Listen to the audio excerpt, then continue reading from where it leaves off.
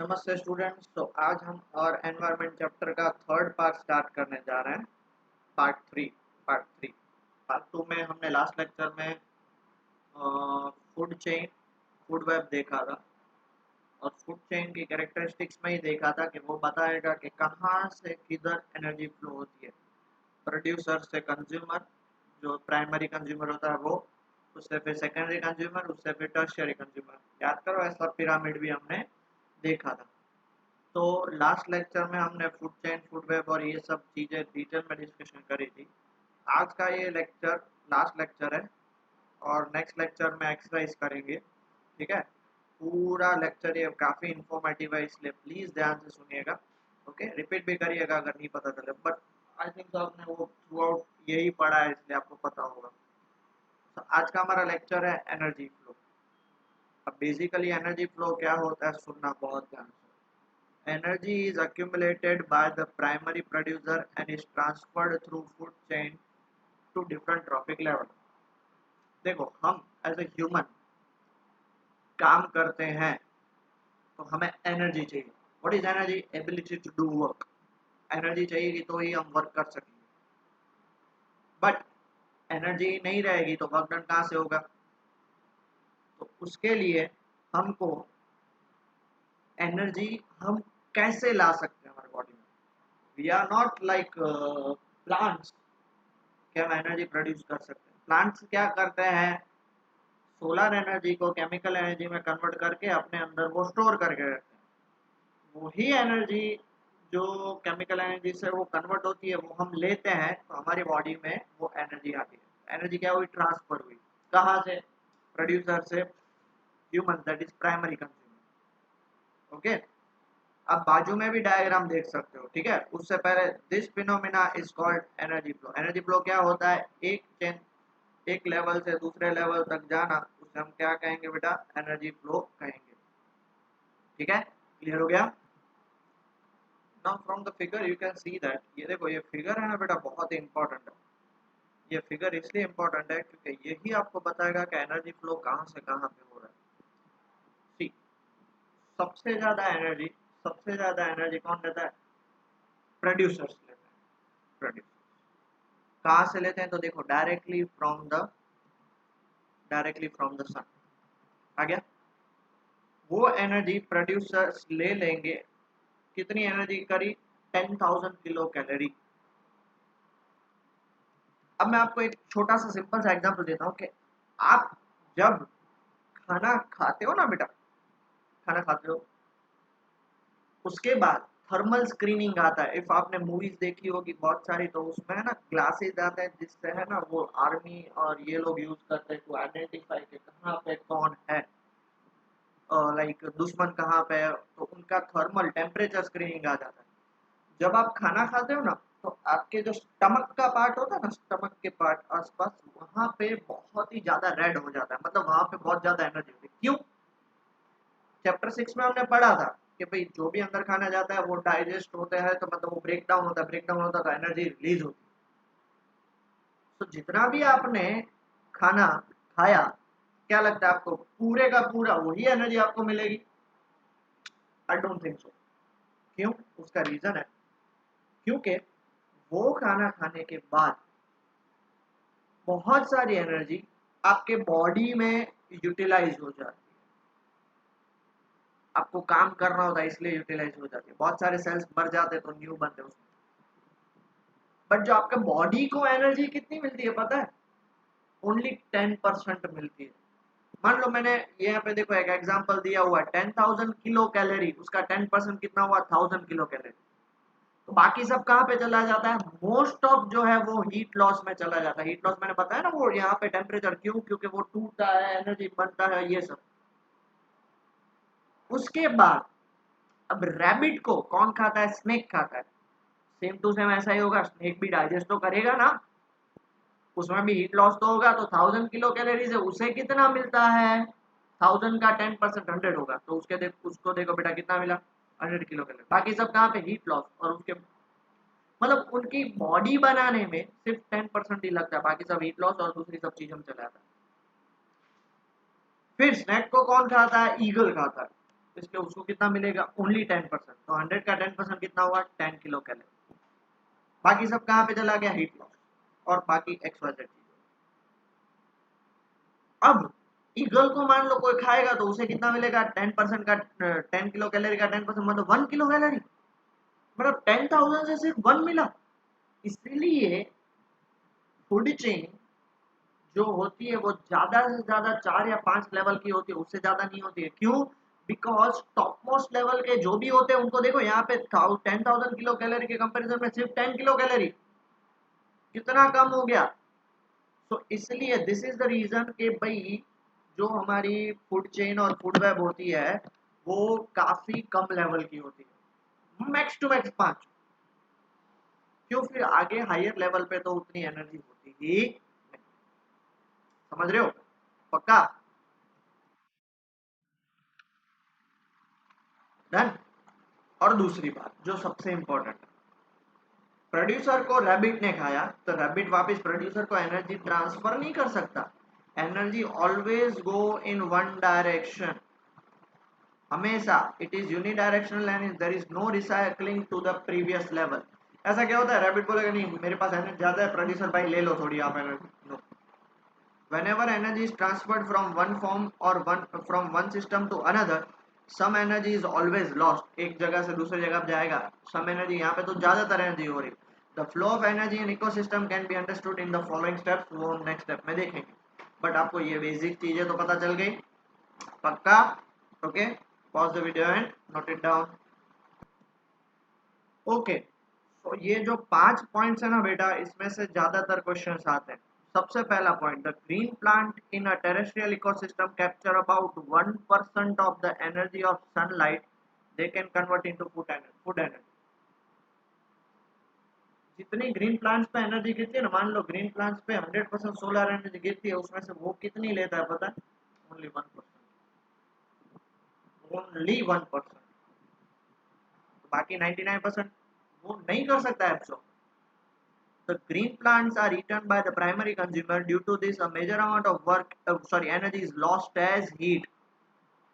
Some amount goes into the digestion and in doing work, and rest goes towards the growth and reproduction। और ये जो rest है, मैंने क्या बोला, देखो हीट में चला जाता है, बाकी डाइजेशन में चला जाता है, थोड़ा बहुत वर्क में चला जाता है, तो सिर्फ 10% बचता है।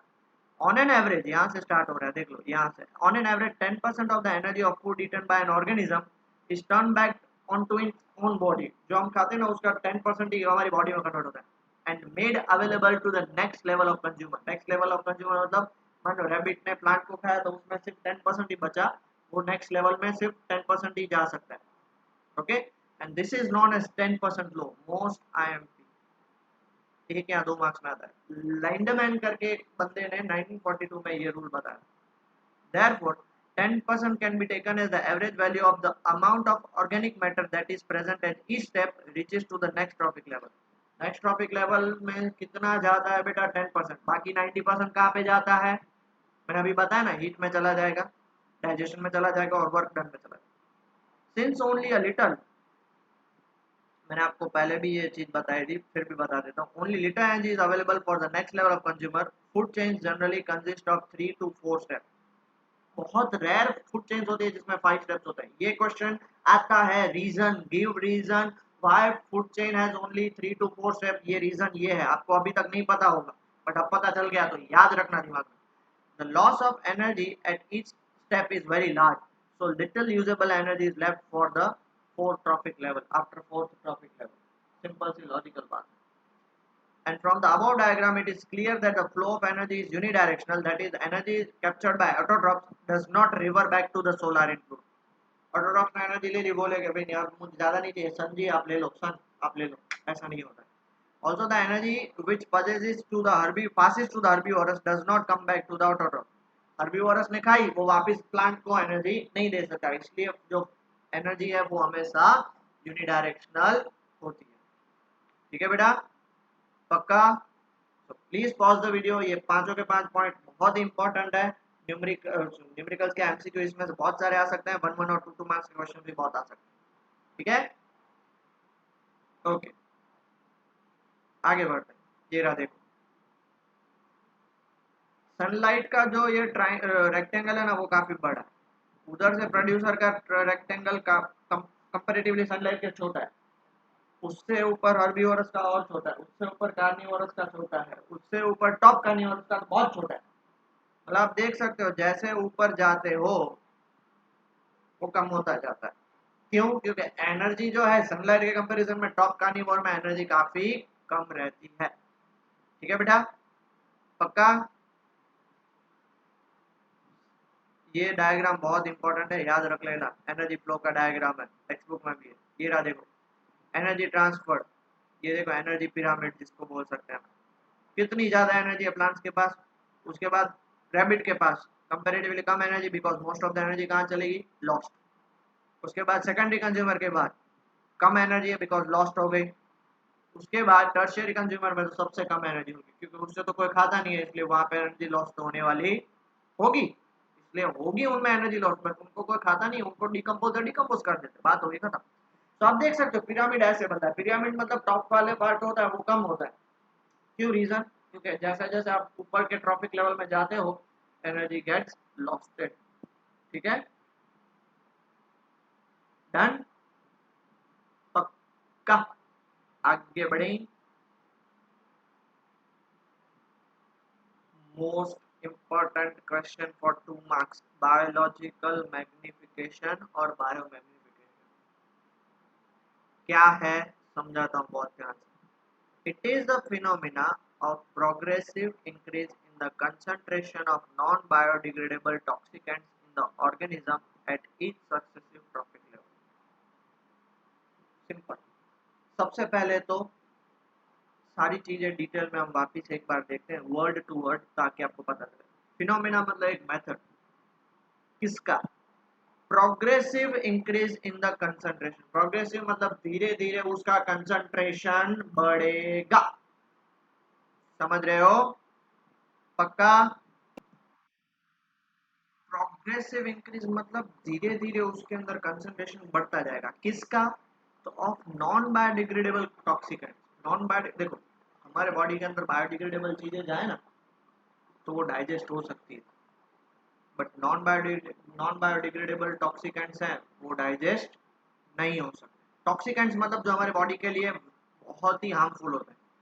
In an organism at each successive trophic level, जैसे जैसे ट्रॉफिक लेवल बढ़ता जाएगा वो टॉक्सिकेंट बढ़ते जाएंगे। उसका बेस्ट एग्जांपल देखो बाजू में, मैं आपको डायग्राम के थ्रू समझाता हूँ, बहुत ही मस्त वाला है। अब देखो, इंडस्ट्री, हाउस, कार, बहुत सारा पॉल्यूटेंट कहाँ पे जाता है? आप देख सकते हो जाता है वो पानी में। हम एक सिंपल सा एग्जांपल ले रहे हैं। अब वो पानी की सारी चीजें, ये देखो ये पानी में, ये जो आपको रेड कलर के डॉट्स मिलेंगे ना बेटा, ये रेड कलर के डॉट्स वो सारे पॉल्यूटेंट्स, वो फाइटोप्लैंक्टन होते हैं। फाइटोप्लैंक्टन मतलब प्लांट उसको एब्जॉर्ब कर लेते हैं।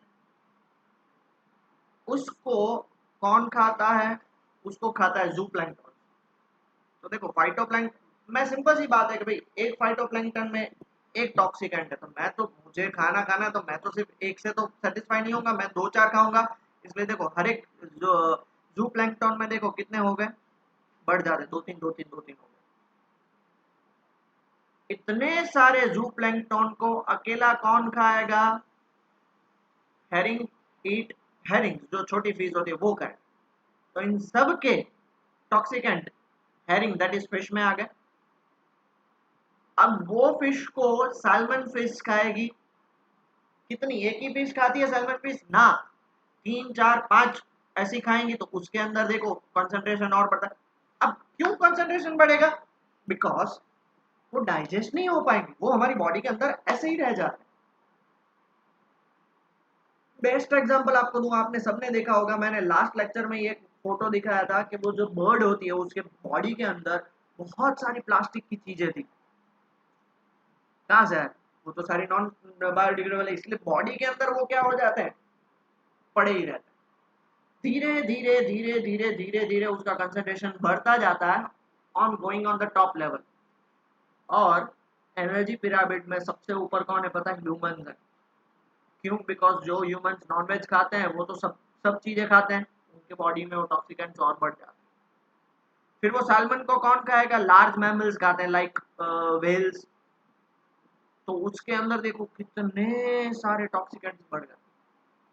इसको हम बोलते हैं बायोमैग्निफिकेशन। क्या होता है बायोमैग्निफिकेशन बेटा? कि भाई बायो मतलब कोई भी ऑर्गेनिज्म में मैग्नीफाई हो जाना। क्या मैग्नीफाई हो जाना? टॉक्सिकेंट्स मैग्नीफाई हो जाना। देखो ना, इसमें दो तीन थे और इसमें 200-250 हो गए। तो जैसे जैसे ऊपर जाओगे वो टॉक्सिकेंट्स बढ़ते हैं।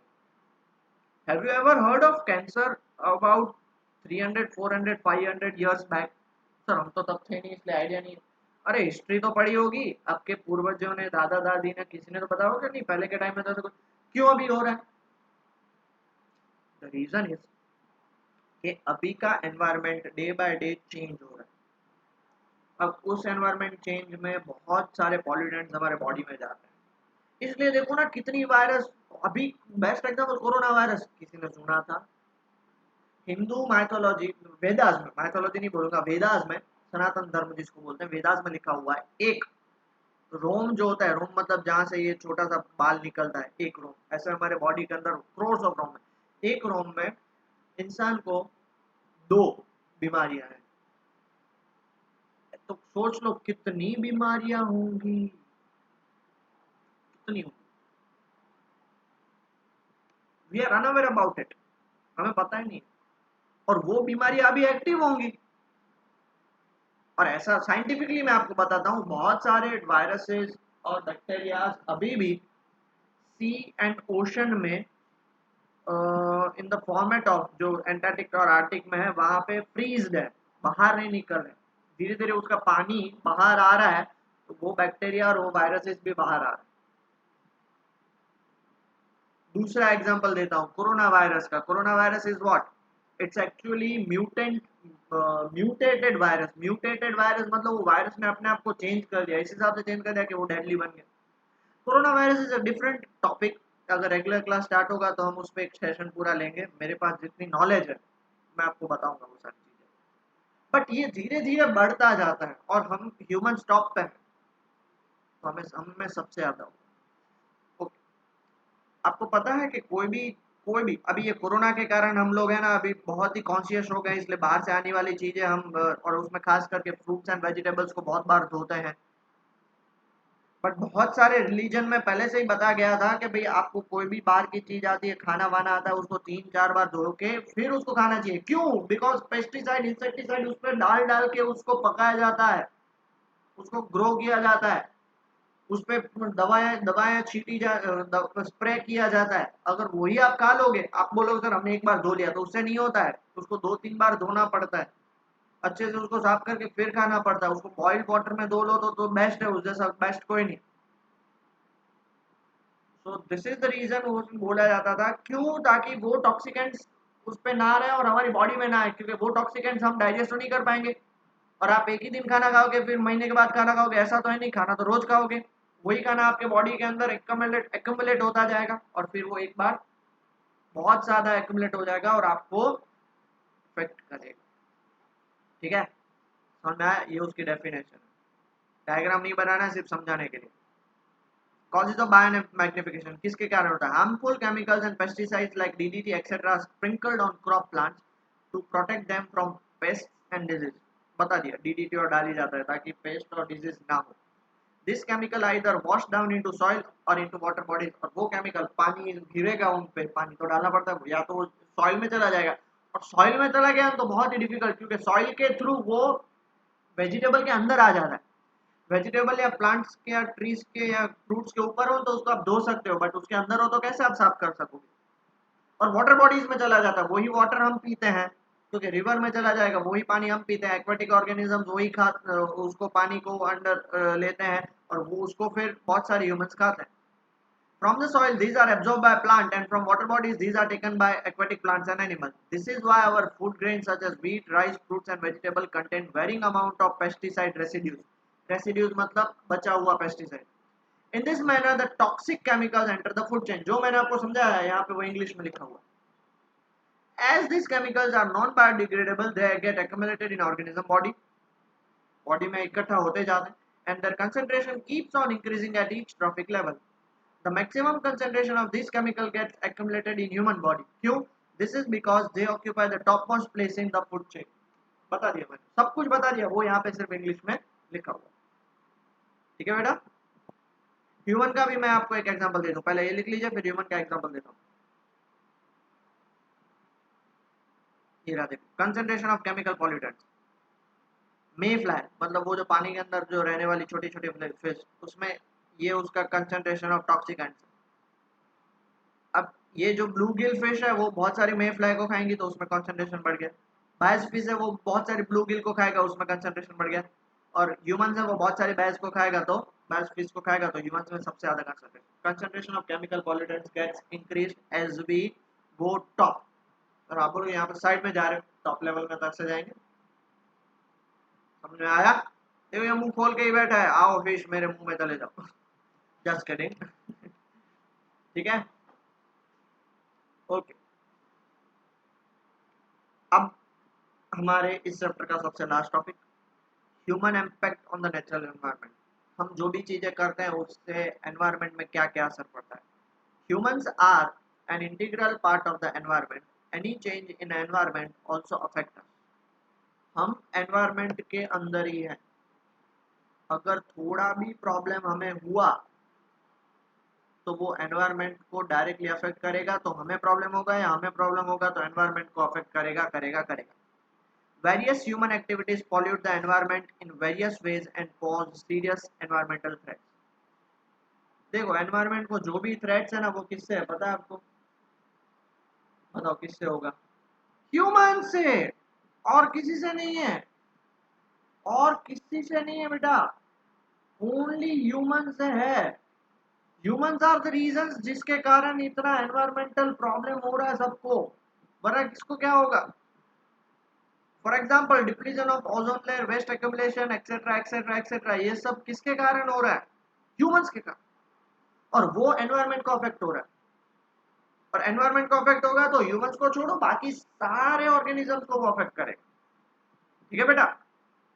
ओके. सबसे इंपॉर्टेंट जो प्रॉब्लम है वो है ओजोन डिप्लेशन का और वेस्ट मैनेजमेंट. हम ओजोन डिप्लेशन लेते हैं पहले. What is ozone? Ozone that is O3 is a molecule formed by 3 atoms of oxygen and is a deadly poison. Nature देख रहे हो, नेचर कितना जबरदस्त है. O2 है, it is a life giving gas, but O3 है वो life taking gas है. वो फर्क देख रहे हो, सिर्फ एक ऑक्सीजन ऐड हो जाने से वो क्या हो जाता है. O3 को आप इनहेल कर लोगे तो मर जाओगे. वो पाया कहाँ पे जाता है? It is found in the stratosphere that is 20 to 30 kilometre above the earth. बताऊंगा नेक्स्ट फिगर में, उसमें बताऊंगा. ठीक है. बनता कैसे है? मोस्ट आईएमपी है, काम आएगा आपको लिखने में. इसका भी डायग्राम बताऊंगा. Ozone at the higher levels of the atmosphere is a produce of UV radiation acting on oxygen molecule. सुनना बेटा, आपको पता है कि ओजोन लेयर क्या करता है? हमें यूवी रेडिएशन से बचाता है, हाँ या ना? सर बचाता है हमें. Very good. अब सुनना, यूवी रेडिएशन ऑक्सीजन पे गिरती है तो ऑक्सीजन जो है वो टूट जाता है, एक O और एक O में. ये रहा देखो, यूवी रेडिएशन गिरा तो एक O और एक O में गिर जाता, टूट जाता. और कभी भी अकेला ऑक्सीजन नहीं रहता. ये आपने 9th स्टैंडर्ड केमिस्ट्री में पढ़ा था, ऑक्सीजन हमेशा पैर में रहता है. वो ऑक्सीजन इतना रिएक्टिव होता है कि वो आजू बाजू वाले ऑक्सीजन के साथ फटाफट से, ये दूसरा स्टेप है, ये दूसरा स्टेप है बेटा, ये फर्स्ट स्टेप है और ये सेकंड स्टेप है. वो ऑक्सीजन के साथ रिएक्ट करके फटाफट से क्या बना देगा? ऑक्सीजन, ओजोन बना देगा. और इसलिए वहां पे ऊपर एक ओजोन की लेयर बन जाती है जिससे सन से आने वाली यूवी रेडिएशन से हमको बचाया जा सके. Okay. The high energy UV radiation split apart some molecular oxygen into free oxygen. molecular oxygen को free oxygen में cover कर देता. okay. These atoms are very reactive and combined with the molecular oxygen to form ozone. वो क्या करेंगे? बहुत ही ज्यादा reactive होते हैं, इसलिए बाजू में जो ऑक्सीजन मिला उसके साथ कंबाइन करके वो क्या बना देंगे? ओजोन बना देंगे. समझे बेटा? सिंपल सी बात है. ऑक्सीजन मॉलिक्यूल यूवी गिरेगा, दो ऑक्सीजन ऑक्सीजन अलग हो गए, वो ऑक्सीजन अकेला, जो फ्री ऑक्सीजन है, वो कभी भी अकेला नहीं रह सकता, इसलिए वो दूसरे ऑक्सीजन मॉलिक्यूल के साथ रिएक्ट करके क्या बना देगा, ओजोन बना देगा। ठीक है, पॉज द वीडियो, बहुत इंपॉर्टेंट चीज है। ये रहा देखो, ये डायग्राम है। ठीक है, ये अर्थ है, उसके ऊपर ट्रोपोस्फियर, उसके ऊपर स्ट्रेटोस्फियर, स्ट्रेटोस्फियर में ये ओजोन लेयर दिख रही है ना, ओजोन लेयर के ऊपर मेसोस्फियर, उसके ऊपर थर्मोस्फियर, उसके ऊपर एक्सोस्फियर। हमें इससे कोई लेना देना नहीं, हमें इससे लेना देना है जो कितना ऊपर होता है, 20 to 30 किलोमीटर ऊपर होता है अर्थ से। 20 to 30 किलोमीटर अलग अलग, मतलब कॉमर्शियल जो एयरलाइंस होती है उससे नीचे ही उड़ती है, बराबर है, वरना उससे ऊपर जाएंगे तो यूवी रेडिएशन हमारे बॉडी को इफेक्ट करेगा। तो ये जो ओजोन लेयर है वो पूरे अर्थ को क्या करता है, बताओ, पूरे अर्थ को सेव करता है यूवी रेडिएशन से। डन। समझने के लिए डायग्राम बनाना नहीं है, सेम टू सेम ये है, देखो ये ऑक्सीजन मॉलिक्यूल है, ये ऑक्सीजन, सन की यूवी रेडिएशन गिरेगी तो ऑक्सीजन ऑक्सीजन अलग हो गए, वो अब दूसरे ऑक्सीजन के साथ कंबाइन होके क्या बना देगा, O3। ये देखो दूसरे ऑक्सीजन के साथ कंबाइन होके क्या बना दिया, O3। एक ऑक्सीजन फ्री ऑक्सीजन दूसरे ऑक्सीजन मॉलिक्यूल के पास गया, ये फ्री ऑक्सीजन दूसरे ऑक्सीजन मॉलिक्यूल के पास गया, क्या बना दिया, O3 molecule. This is how they react. But वो कब टूटेगा, जब सन की यूवी रेज आएगी, इसलिए। आगे समझ में, पक्का, ओके। तो ओजोन लेयर और उसका इंपॉर्टेंस क्या है, तो ओजोन लेयर का इंपॉर्टेंस बहुत ही है ज़्यादा। The layer of atmosphere in which most of the atmosphere ozone is concentrated is called ozone layer. It shields the surface of Earth from harmful ultraviolet radiations of the sun। वो क्या कर रहा है, UV radiation जो सन के आते हैं उससे हमें बचाता है। क्यों? These radiations are highly damaging to organism। ये रेडिएशंस ऑर्गेनिज्म को बहुत ही अफेक्ट करते हैं, and they can cause skin cancer in human beings, damage eyes, that is cause disease called cataract, decreases crop yield, disturb global rainfall. चार चीज है। सबसे पहली चीज कैंसर, दूसरी आइस को डैमेज, तीसरी क्रॉप यील्ड को डिक्रीज कर देगा, और चौथी ग्लोबल रेनफॉल को डिस्टर्ब कर देगा। क्लियर हुआ? Pause the video and note it down. So बेटा हमने देख लिया कि ओजोन लेयर बेसिकली उसका इंपॉर्टेंस क्या है। तो अब वो डिप्लीट होगी, डिप्लीट मतलब समझ रहे हो बेटा, अगर वो खत्म होती जाएगी तो उसके कारण हमारे अर्थ पे क्या इफेक्ट होगी, वो हमें अब देखना है। ठीक है, due to the environmental pollution ozone layer has begin to deplete in the 1980s। 1980 से धीरे धीरे धीरे उसमें डिप्लीशन मतलब धीरे धीरे उसमें होल होना स्टार्ट हो गया। This was mainly due to the increasing use of synthetic chemical like chlorofluorocarbon, CFCs के कारण। याद रखना ये full form. These are used in refrigerators as coolant in the fire extinguisher। दो जगह पे यूज होता है, रेफ्रिजरेटर में एज कूलेंट और फायर एक्सटिंग्यूशर में। और पहले जब इंडस्ट्रियलाइजेशन हुआ 1970s के बाद तो रेफ्रिजरेटर सबके घर में आना स्टार्ट हो गया, तो वहाँ पे कूलेंट्स में यही यूज होते थे। धीरे धीरे वो ऊपर जाते थे, ऊपर जाके फिर वो एक जगह पे इकट्ठे हो जाते थे। CFCs are very stable, they are found to persist in the atmosphere. बहुत सारे गैसेज ऐसे होते हैं कि भाई क्या बोले, वो थोड़े टाइम के बाद रिएक्ट होके खत्म हो जाते हैं, बट ये एटमोस्फियर में रहते ही है। Being stable they do not degrade easily and rise high up in the atmosphere. और स्टेबल होते हैं उसके कारण वो इजीली डिग्रेड नहीं होते हैं और ऊपर ऊपर एटमोस्फियर में जाते रहते हैं, जिसके कारण क्या होता है, in the atmosphere UV radiations break down CFC molecules and release chlorine atom. और जैसे ही उस पे यूवी रेडिएशन गिरती है तो CFC मतलब क्लोरो फ्लोरो कार्बन, क्लोरीन फ्लोरीन और कार्बन को तोड़ देगा तो उसमें क्लोरीन एटम्स रिलीज होते हैं। और अब सुनना ये इंपॉर्टेंट चीज, these atoms on reacting with ozone dissociate ozone molecule into oxygen. और ये क्लोरीन ओजोन के साथ रिएक्ट होगा तो उसको ऑक्सीजन और ऑक्सीजन में अलग अलग डिसोसिएट कर देगा, मतलब इन शॉर्ट ओजोन को वो तोड़ देगा। Thus, decreasing amount of ozone result in the depletion of ozone layer। An example of ozone layer depletion can be observed in Antarctica। Antarctica में ozone layer के depletion सबसे ज़्यादा है।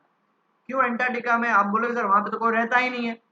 उसका रीज़न है कि अर्थ का शेप स्फेरिकल है, तो जितना भी पॉल्यूटेंट्स इकट्ठा हो के वो कहाँ पे पोल्स के पास जाता है, और सबसे ज्यादा साउथ पोल के पास जाता है। सीएफसी साउथ पोल के पास जाएंगे, वहां पे वो ओजोन के साथ रिएक्ट करके उसको तोड़ देंगे। The United Nations Environment Program (UNEP) succeeded in forming an agreement to freeze CFC's production at 1986 level. 1986 में यूनाइटेड नेशन एनवायरनमेंट प्रोग्राम ने डिसाइड किया कि हम सीएफसीज को बैन कर देंगे, बट तब से लेके आज तक बहुत सारे सीएफसीज यूज होते हैं, बट उनका अमाउंट कम हो गया, जिसके कारण धीरे धीरे ओजोन लेयर अभी बंद होना स्टार्ट भी हो चुका है। क्यों? सीएफसीज का यूज हो रहा है, ऐसा नहीं है नहीं हो रहा है बट कम हो गया। और एक बात यहाँ पे मैं आपको बता दूं कि एक क्लोरीन एटम होता है ना, वो approximately 1 lakh 1 lakh ozone molecule को तोड़ देता है। सोच लो कितना हार्मफुल होगा, समझ रहे हो? ये आपको सिर्फ याद रखना है, ये आपके बुक में नहीं दिया हुआ है, सिर्फ याद रखना। क्लियर हो गया बेटा? पक्का? लिख लीजिए जल्दी से। इस तरह से देखो होता है सोलर रेडिएशन स्ट्रेटोस्फीयर में गिरती है, उसमें से जो यूवी रेडिएशन, सोलर रेडिएशन मतलब यूवी रेडिएशन, ठीक है, ओजोन लेयर है वो हमें बचाता है। बट ये सीएफसीज, एचसीएफसीज, बीओसीज, हमें सीएफसीज पढ़ना है हायर स्टैंडर्ड में, एचसीएफसी और वो सब पढ़ना। वो जो सीक्रेट होती है वो ओजोन लेयर को क्या करती है? डिप्लीट करती है। बहुत सारी जगह पे ऐसा हो गया कि ओजोन लेयर पूरी पूरी डिप्लीट हो गई, तो उसके अंदर से यूवी रेज आती है जो हमारे हाथों में गिरती है और बॉडी पे गिरती है, जिसके कारण हमें कैंसर हो सकता है, कैटरेक्ट हो सकता है, स्किन डिजीज हो सकता है, एक्सवाइजेड चीजें हो सकती है। ठीक है बेटा, समझने के लिए। अब दूसरा जो प्रॉब्लम होता है man made human made problem, वो है managing the garbage we produce. The household waste is called garbage. दुनिया में बहुत सारे घर हैं और सब घर में डेली कितना कचरा निकल रहा है, उसे गार्बेज बोलते हैं। Every house hold produces a lot of garbage on daily basis. Improvement in our lifestyle have resulted in greater amount of waste material generation. पहले के ज़माने में जो मिट्टी के घर में रहते थे उनका इतना हाउस होल्ड वेस्ट प्रोड्यूस नहीं होता था, बट आज हमारी लाइफस्टाइल इतनी चेंज हो चुकी है कि भाई घर में 3 लोग रहते होंगे तो 10 लोगों का वो कचरा प्रोड्यूस करते हैं। क्यों? लाइफस्टाइल बढ़ गई। तो अब उसको मैनेज तो करना पड़ेगा, तो मेथड्स ऑफ वेस्ट डिस्पोजल तब काम आता है। Garbage management practice include method of dispose of garbage with least effect on environment. देखो गार्बेज प्रोड्यूस हुआ है वो एनवायरमेंट में अफेक्ट करेगा करेगा करेगा 109% करेगा, बट उसका इफेक्ट काफी कम हो वो हमें चेक करना है। तो वो कैसे चेक होगा? तो disposal of waste means to get rid of waste. This practice should be done in scientific way. Dispose कर देना है, उसे खत्म कर देना है, बट एनवायरमेंट को अफेक्ट नहीं होना चाहिए, और वो भी scientific way. Firstly, waste should be segregated as biodegradable or non-biodegradable and recyclable material। 3 चीजों में, biodegradable, non-biodegradable और recyclable। बायोडिग्रेडेबल हमें पता है कैसे उसको ट्रीट करना है, नॉन बायोडिग्रेडेबल भी पता है, और रिसाइक्लेबल को हम वापस यूज कर सकते हैं। हाँ, एक मैं आपको एक चीज बताता हूँ, मैंने कल ही देखा। आपको पता है बेटा, if I am not wrong 1 month पहले बैरूत करके एक जगह है जहाँ पे स्टोरेज हाउस में, शिप स्टोरेज हाउस में 2150 टन ऑफ, वो मैं केमिकल का नाम भूल गया, उससे ब्लास्ट हुआ था। और वो ब्लास्ट इतना खतरनाक था कि उसके आसपास के जितने भी घर थे ना, और वो Beirut is a very well developed place, तो वो सब ग्लास से बने हुए थे, ऑलमोस्ट आसपास की बिल्डिंग्स और ये सब होती है। तो उसके कारण क्या हुआ, वो सारे ग्लास ब्लास्ट हुआ, मतलब कितना ब्लास्ट हुआ पता है? उसके वीडियोस भी आपने देखे होंगे, नहीं देखे होंगे तो यूट्यूब पे देख लेना। सारे ग्लास शैटर हो चुके, खत्म, गिर गए सीधे टूट के। तो वहां की जो ग्लास मैन्युफैक्चरिंग इंडस्ट्री थी ना, उन्होंने क्या किया, वो सारे इकट्ठा करना स्टार्ट किया, ग्लास जो भी थे, धीरे धीरे धीरे फिर उसको रिसाइकल करके बहुत सारे डेकोरेटिव पीसेस और ग्लास मटेरियल, ग्लास वेयर्स जो होते हैं, ग्लास कंटेनर होते हैं, उन सब में कन्वर्ट करना अभी स्टार्ट कर दिया। क्या हुआ? रिसाइकल। मैंने कल ही, बहुत ही अच्छा बायो न्यूज चैनल आती है ना, अच्छी न्यूज चैनल है, इंग्लिश की न्यूज चैनल है, आपको देखना है तो देखना, काफी इंटरेस्टिंग मुझे लगा। पर्सनली मैं रिक्वेस्ट करूंगा कि भाई आपकी नॉलेज भी बढ़ेगी और इंग्लिश भी बढ़ेगी। तो रिसाइकल करना, this enable application of proper disposal treatment. Okay, अगर आप तीन अलग अलग सेग्रीगेट करना मतलब पता है ना, अलग अलग कर देना, बायोडिग्रेडेबल, नॉन बायोडिग्रेडेबल, रिसाइक्लेबल, तो उससे फिर उसको डिस्पोज करना काफी इजी हो जाता है। वरना आप देखो प्लास्टिक के साथ साथ आप घर का जो किचन का वेस्ट होता है वो भी आप इकट्ठा करके फेंक दो, तो वो बहुत प्रॉब्लम हो जाएगा, क्योंकि वो अच्छे से डिस्पोज नहीं होगा, प्लास्टिक बाकी सब हो जाएगा, तो अलग ही पहले कर दो, इजी होता है। तो बहुत सारे तरीके हैं, जिसमें पहला तरीका है recycling. It is the process of waste material to form new products, materials like tin, cans, metallic articles, rags, rags मतलब वो भंगार, paper, glass, polythene etcetera are recyclable. देखो इस तरह से सबको अलग अलग उसके कंटेनर आते हैं। बहुत सारी जगह पे आपने ये सारे कंटेनर देखे होंगे और उन पे अलग अलग कलर भी होते हैं। तो हर एक अलग अलग कलर किसको रिप्रेजेंट करता है, तो वो डिपेंड करता है कि कौन से कंट्री का कौन सा कलर है। जैसे देखो ऑर्गेनिक वेस्ट हमेशा ग्रे कलर में, पेपर हमेशा ब्लू, ई वेस्ट हमेशा क्या बोलते हैं, orange colour, plastic yellow colour, ऐसे अलग अलग कर दो, ताकि फिर देखो प्लास्टिक अलग में, ग्लास अलग में, मेटल अलग में, तो फिर मेटल को आप रिसाइकल कर सकते हो, वरना प्लास्टिक और मेटल को एक साथ रख दो तो फिर वहां पे जाके आपको पहले अलग करना पड़ेगा, उसके लिए बहुत ही प्रॉब्लम हो जाता है। तो पहले से ही उसको अलग कर दो और उसको रिसाइकल कर दो। ठीक है, दूसरा है कंपोस्टिंग।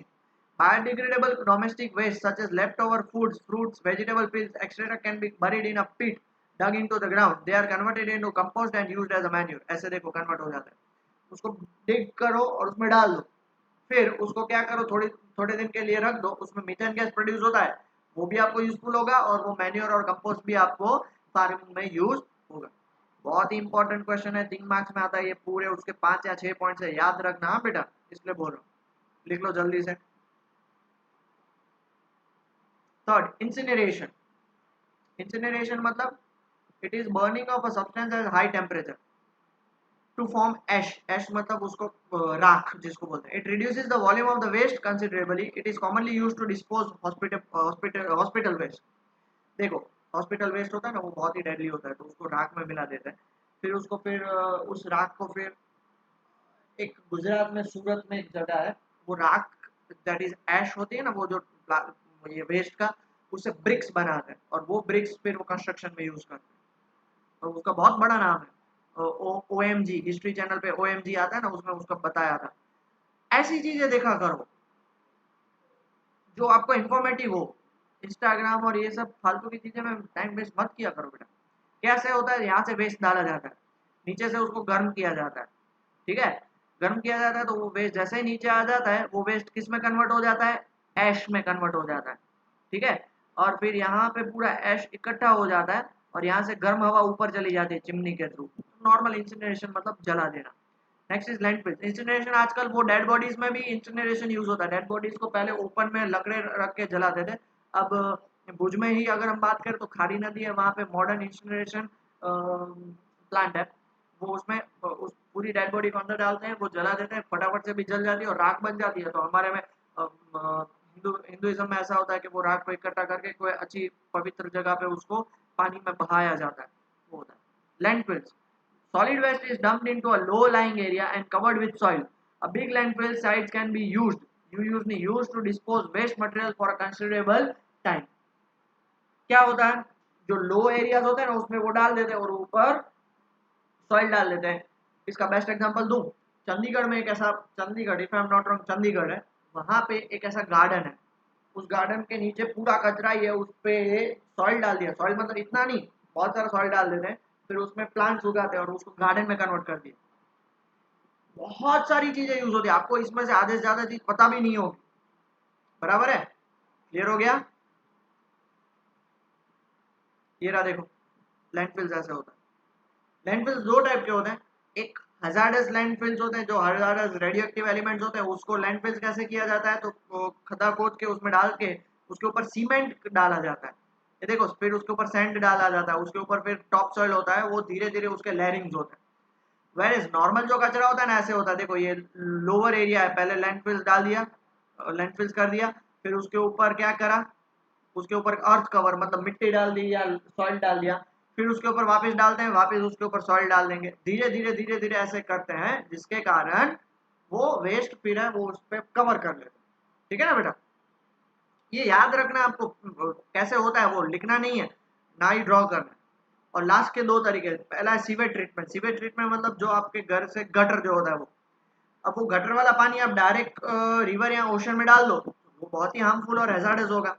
तो उसके लिए क्या करते हैं, sewage is carried over to the sewage treatment plant. Here the sewage is filtered, पहले उसको फिल्टर किया जाता है। Organic material in the sewage is allowed to settle down and decompose in large tanks. The water from this tanks is clean and re released into the water bodies. देखो ये पूरा मैं समझाता हूँ, क्या बोला वो मैं डिटेल में समझाता हूँ। गटर के पानी में ज्यादातर ऑर्गेनिक मटेरियल्स होते हैं, जैसे हमारा स्टूल, यूरिन और ये सब कचरा होता है, ठीक है। और इवन घर का किचन वेस्ट भी होता है।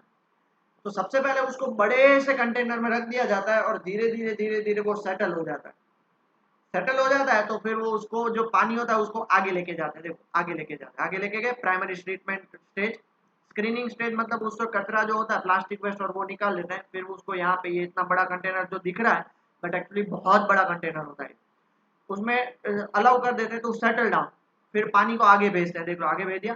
तो यहाँ पे सेकेंडरी ट्रीटमेंट स्टेज होता है, यहाँ पे वो पानी में से जो बहुत सारे हार्मफुल मटेरियल्स होते हैं उसको फिल्टर आउट कर देते हैं। फिर फाइनल ट्रीटमेंट स्टेज में भाई उसमें भी कि भाई अभी भी और कुछ कचरा हो तो उसको सेटल करके फिर पानी को रिवर में डाल दिया जाता है। फिर इतना हार्मफुल नहीं होता कंपेरिजन टू ओरिजिनल, हार्मफुल तो थोड़ा बहुत होगा बट इतना नहीं। And last, biogas production. In some places, sewage is decomposed anaerobically to yield biogas and manure. जो सीवेज होता है और फार्म का वेस्ट होता है उन सबको एक पिट में डाल दिया जाता है, बायोगैस प्लांट। मेरे जो पुराने मेरे नाना जी का घर, मेरे नाना का घर था ना पुराना, उसमें था बहुत बड़ा बायोगैस होता है।